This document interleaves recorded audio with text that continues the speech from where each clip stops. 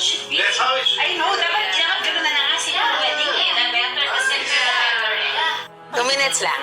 Ang patient ko today is Miss Bea Alonso ko. Ayan!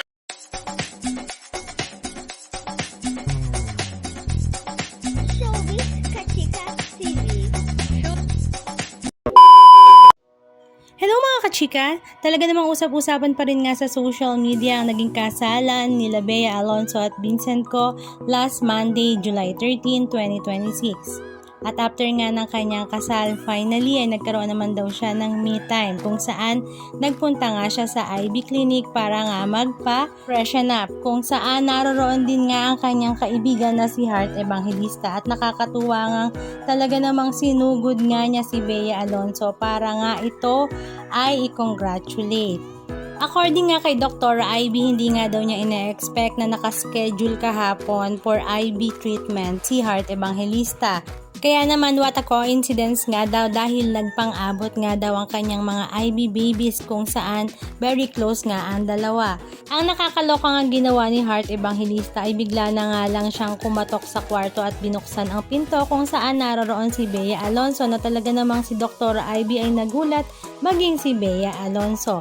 Napayakap nga kaagad ito kay Bea at kinongratulate sa kanyang naging kasal last Monday. Maging si Dr. Ivy nga ay kinongratulate si Bea at napag-usapan nga nila na talaga namang very intimate nga daw ang wedding. Kaya nga daw minsan mas maganda pa ang ganitong wedding. Very civil lang, simple, pero very intimate na talaga namang mas ramdam mo ang pagmamahal ng ikakasal sa isa't isa dahil silang dalawa lang ang naroroon at walang napakaraming tao. At syempre sinang-ayon na naman ito ng bagong kasal na si Mrs. ko. Halika at panoorin natin ang ilan sa mga video clips ganap na ibinahagi ni Dr. Ivy. Alright, I'm on my way to see a dear friend who I have not seen for a long time. So I'm so excited to see her kasi she's starting a new chapter in her life, a new leaf. So let's see her. OMG! Grabe ka! Oh my gosh! Congratulations! I can't believe. Parang it's so surreal. So for today's injection, we want to get... Oh my gosh!